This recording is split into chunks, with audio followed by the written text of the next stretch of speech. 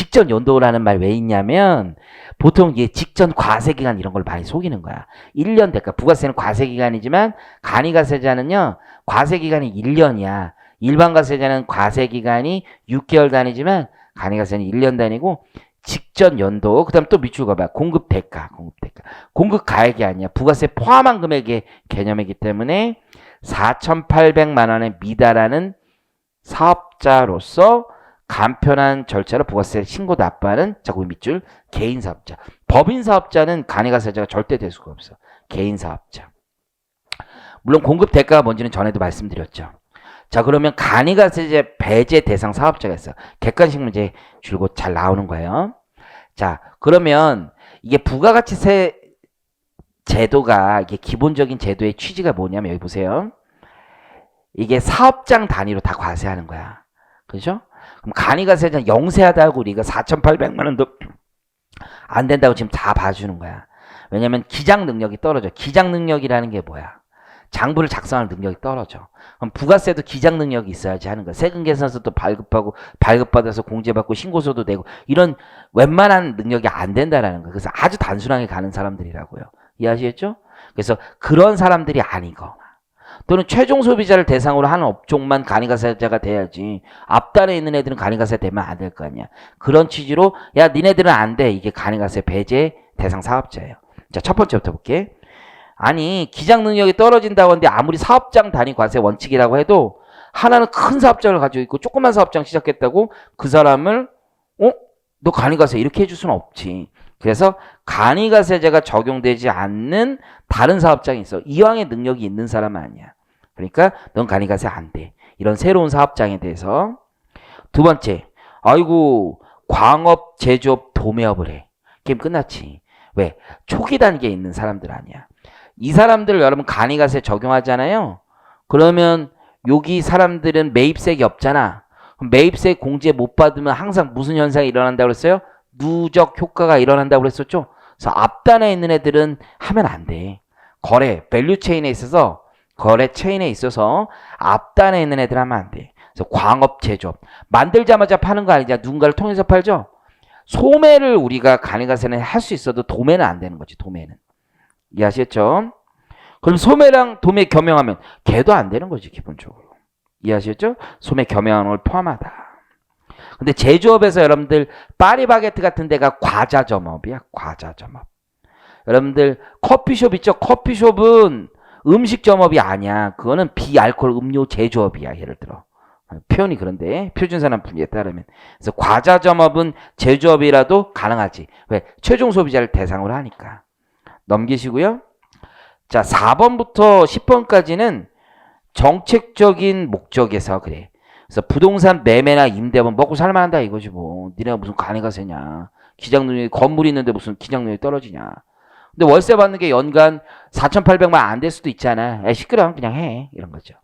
근데 주 2를 보니까 주 2 그냥 참고만 하세요. 서울특별시, 광역시 등등에서 소재하는 부동산 임대사업장을 경영하는 사업자로 국세청장이 이 기준을 따로 줘. 그러니까 요거는 될 수도 있고 안 될 수도 있다 생각을 하시면 돼. 여섯 번째, 개별소비세 과세 유흥 장소를 해. 이건 진짜 클럽 같은 데죠. 얘네가 간이가세? 이건 있을 수 없는 거죠. 요즘에 뉴스 나오는 거 보면 뭐 하루 매출이 어마어마하더구만. 그렇죠? 7번 전문직 사업 서비스업. 이거 안 된다는 거죠. 우리 세법은 뭐 세무사님, 회계사님, 변호사님, 의사님 다 미화합니다. 그래서 간이가세 안 돼. 세무사 개업했는데 4,800 안 될 수도 있잖아. 그렇지만 그거는 안 된다는 거지. 그리고 더 웃기네. 세무사가 기장 능력이 떨어진다. 이거는 진짜 웃긴 얘기지. 대박인 얘기지. 대박인 얘기. 그래서 전문직 사업 서비스업 안 돼요. 8번은 보니까 국세청장이 어떤 기준을 두고 있어. 뭐 이런 거 따로 있고 9번은 보니까 간편장부 대상 사업자에 해당하지 않는 개인 사업자가 경영한대. 이해하시겠죠? 얘네는 복식부기 의무자라는 얘기지. 그럼 기장 능력이 충분히 있지. 대신에 거의 표현이 조금 어려운데 전전연도라고 돼 있잖아. 왜 그러냐면 잘 봐. 전전연도에는 내가 이미 복식부기 의무자였어. 근데 전년도에 많이 떨어졌어. 그래서 내가 이제 그 다음에 뭐가 오는 거야? 간이가세가 될 수 있다. 4,800만 안 돼서. 하지만 전전연도에 능력이 있었던 게 갑자기 떨어지고 막 이러진 않잖아. 그렇죠? 물론 여러분이 공부할 때는 어제까지 능력이 있었는데 이걸 알았는데 다음날 모르는 수 있지만 그런 거 아니야 이건. 그래서 9번은 전전연도구나. 10번은 뭐냐면 사업장 쪼개기가 있으면 안 된다는 거지. A 사업장은 3천만 원, B 사업장 3천만 원. 뭐 어차피 합치면 4,800만 원 넘잖아요. 그래서 보시면 둘 이상의 사업장에 있는 사업자가 경영하는 사업으로서 그 둘 이상의 사업장의 고급 대가 합격이 4,800만 원이 넘으면 너 간이가세 안 된다. 그래서 간이가세는 원래 부가가치세법이 사업장을 기준으로 과세하는 원칙임에도 불구하고 얘는 어느 정도 배제를 따질 때는 사업자를 기준으로 배제 여부를 따지는 경향이 있다는 거죠. 어떤 기장 능력이기 때문에 그렇다고 보시면 돼요. 자, 양가로 3번은 뭐냐면 내가 어떤 사업자로부터 포괄양수도 했어. 포괄양수도. 그 사업을 포괄양수도 했는데 그 전 사업자가 일반 사업자였어. 뒤에 보면 알겠지만 우리 신규로 사업장을 낼 때 간이가세로 들어갈 수 있거든. 근데 아무리 이 사람은 신규라도 그 전에 그 기장 능력도 같이 가져오는 거겠지. 그래서 그건 안 된다는 거야. 그래서 재화의 공급으로 보지 않는 사업 양도에 따라 일반 과세자로부터 양수한 사업은요, 내가 신규 사업자라도 뭐가 안 돼. 간이가세는 안 된다는 뜻이야.